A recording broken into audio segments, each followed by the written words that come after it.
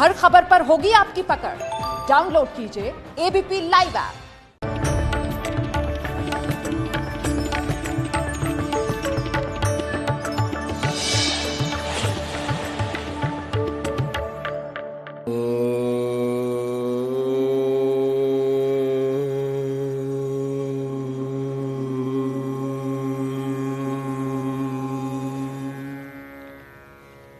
योग और योग में मुख्य रूप से प्राणायाम की क्रियाओं का अभ्यास, प्राणायाम के साथ सहज ही होता हुआ निष्पन्न ध्यान, लेकिन उसके साथ साथ कुछ मुद्राएं, माने आप किस मुद्रा में बैठ करके करें योगाभ्यास। मुद्राओं का, एक्यूप्रेशर का भी हमारे उपचार की प्रक्रिया में एक महत्वपूर्ण योगदान है। हमारे शरीर में बहुत सारी अदृश्य शक्तियां काम करती हैं। मुद्राओं के माध्यम से, एक्यूप्रेशर के माध्यम से हम उसी अपनी इंटरनल एनर्जी को जागृत करने के लिए, उद्बुद्ध करने के लिए, भीतर की शक्ति को पाने के लिए हम प्रयास करते हैं। ये जो 5 अंगुलियां हैं, इन 5 अंगुलियों को भारतीय परंपरा में आप देखते हैं पूजा पाठ के समय ऐसे रख करके बैठते हैं। कोई ऐसे बैठता है, कोई ऐसे बैठता है। ये 2 मुद्राएं तो लगभग सभी जानते हैं। ये 2 मुद्राएं करना कोई अंधविश्वास मात्र नहीं है। इन मुद्राओं के करने से हमारे ब्रेन पर, हमारी बॉडी पर एक बहुत गहरा प्रभाव पड़ता है।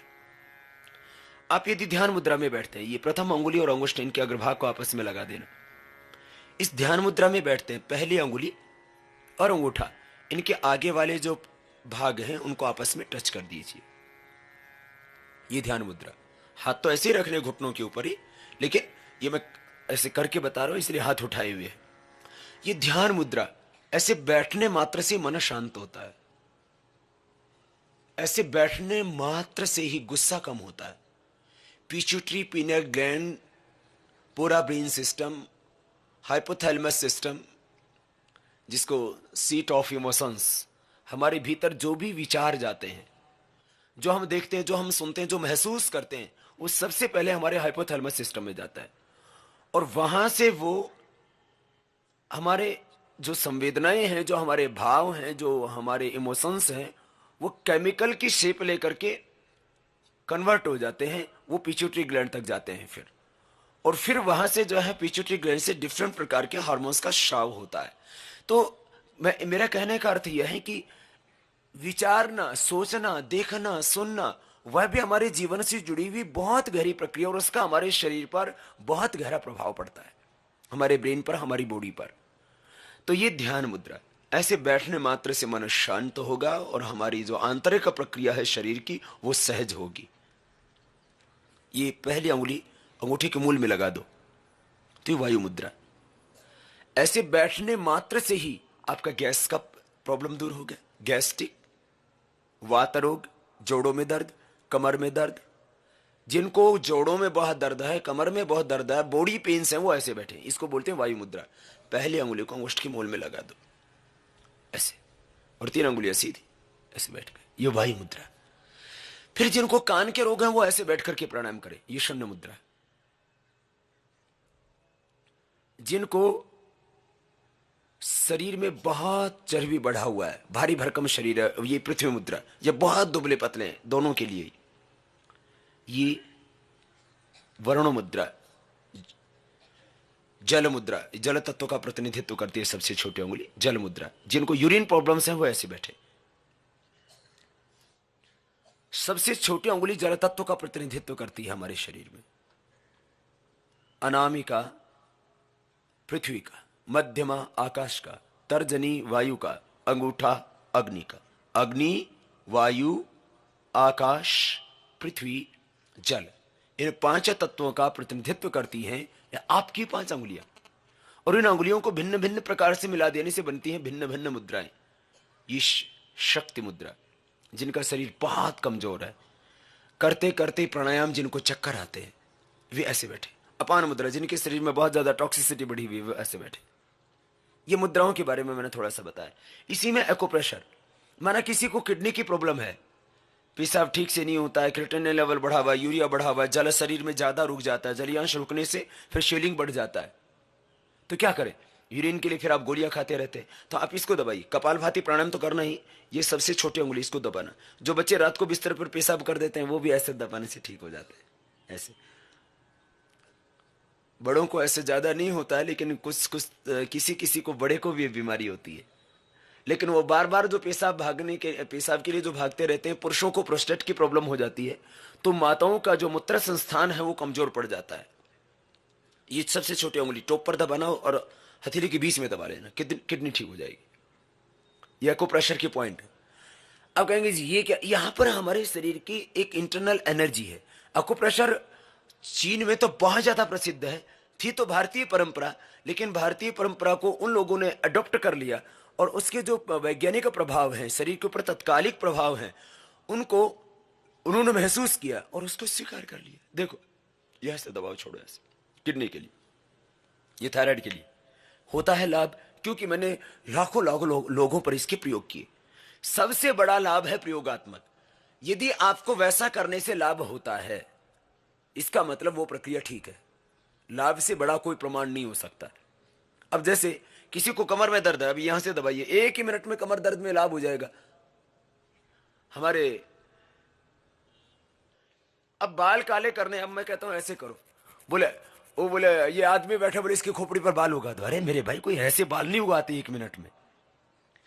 1 मिनट में बाल नहीं उगाते, 6 महीना 1 साल यदि करता है तो ऐसे सैकड़ों केस हैं मेरे पास में जिनके बाल उगे। तो मेरे भाई बाल उगने में तो 6 महीना 1 साल लगेगा। अब आदमी को बनने में भी तो 9 महीने लगता है। माता का अंडा, पिता का शुक्र जब दोनों मिलते हैं तो भी 1 साल लग जाता है। अब यूं को कहे कि मिला दो और आदमी बना दो, मेरे भाई आदमी एकदम नहीं बन जाता, उसके लिए वक्त लगता है। आदमी की हाइट एकदम नहीं बढ़ जाती। बोले मैं कहूं कि यदि सर्वांगासन करने से, शीर्षासन, चक्रासन करने से, हलासन करने से हाइट बढ़ जाती, बोले आदमी खड़ा इसकी बढ़ा दो। ये तो एक बेवकूफी भरी बातें हो गई मेरे भाई।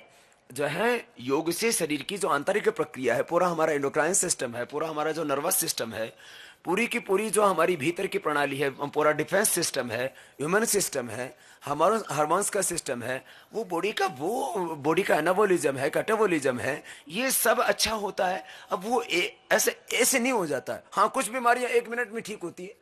जैसे मैंने कहा कि कमर में ये तो नाखून रगड़ने से अब 1 दिन में बाल नहीं आएंगे। एक आदमी लगा हुआ सुबह से शाम तक, बोले आज निकाल के ही छोड़ूंगा, ऐसे नहीं होता है मेरे भाई, थोड़ा उसमें वक्त लगेगा। अब देखो ये कमर में दर्द है तो यहां से दबाओ, ये नाखूनों के लिए बताया। नाखूनों से एक एनर्जी पैदा होती है, एक ऊर्जा पैदा होती है। वो ऊर्जा हमारे हड्डी से होकर के हमारे ब्रेन के यहां प्रभावित करती है। जो काला कलर बनता है अपने आप हमारे खोपड़ी के ऊपर वाले हिस्से में, वो बनने लग जाता है, बाल काले होते हैं। ये देखो, ये पहली उंगली के पीछे, यहां से दबाना छोड़ना, दबाना छोड़ना, ऐसे।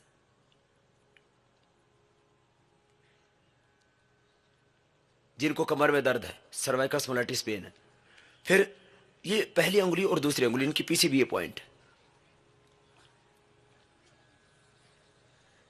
ऐसे।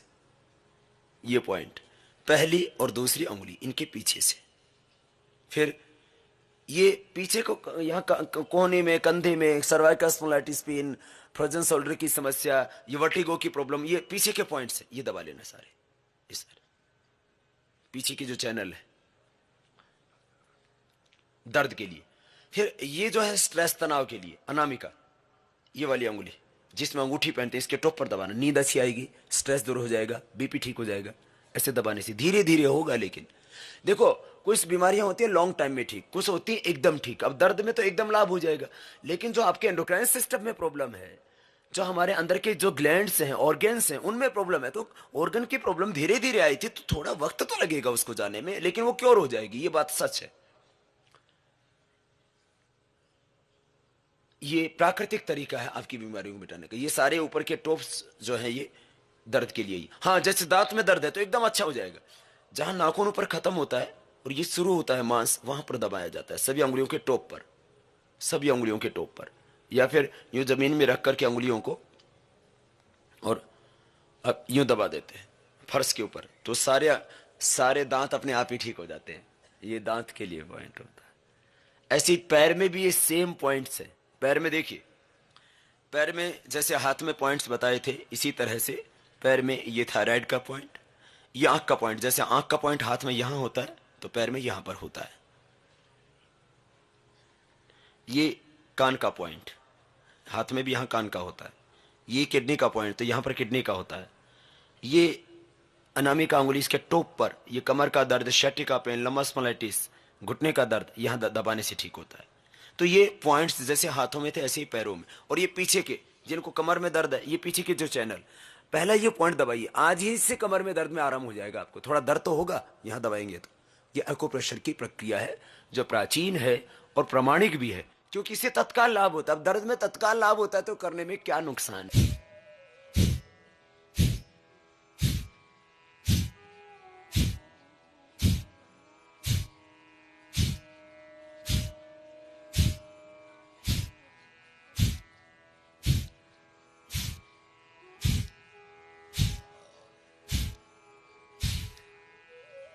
सांस को बाहर छोड़ा, आंखें खोल के करना। अभी आप देखो,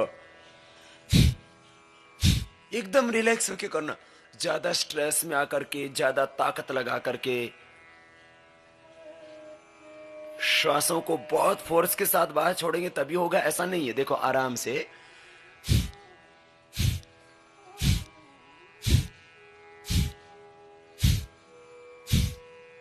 एकदम सहज प्रक्रिया है।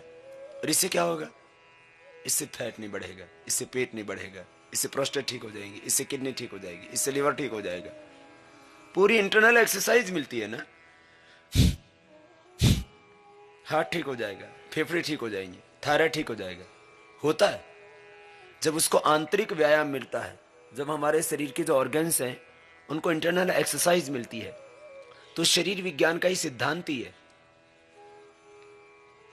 कि जहां शरीर में क्रियाशीलता होती है, जहां शरीर में क्रियाशीलता होती है,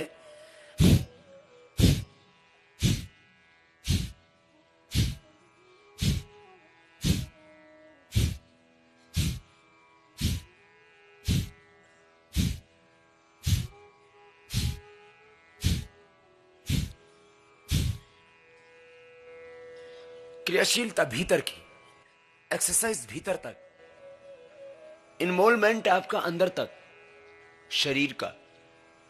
फिर जैसे ही श्वासों को बाहर छोड़ते जाते हैं, आंखें बंद करके करेंगे तो 1 ही मिनट में मन शांत हो जाएगा, योगश्चित्त वृत्ति निरोधा हो जाएगा।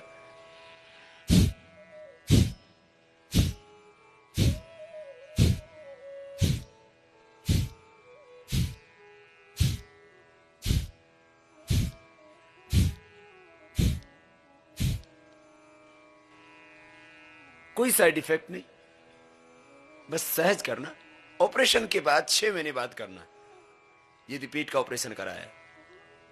लेकिन यदि पेट का ऑपरेशन कराया है तो भस्त्रिका, अनुलोम विलोम, भ्रामरी तो आप 1 ही महीने बाद कर सकते हैं। और यदि हार्ट का ऑपरेशन कराया है तो कपालभाति मत करना, तुरंत 1 साल बाद तो करना सब, कपालभाति भी। लेकिन हार्ट के ऑपरेशन के 5-7 दिन बाद आप थोड़ा थोड़ा डीप ब्रीदिंग करने लग जाते हैं। अनुलोम विलोम ज्यादा लंबा नहीं, धीरे धीरे करने लग जाते हैं। तो ऑपरेशन के बाद 6 महीने बाद प्राणायाम शुरू कर सकते हैं, बशर्ते कहीं पस ना आ रहा हो, टांके भर गए हों, कोई घाव ना हो।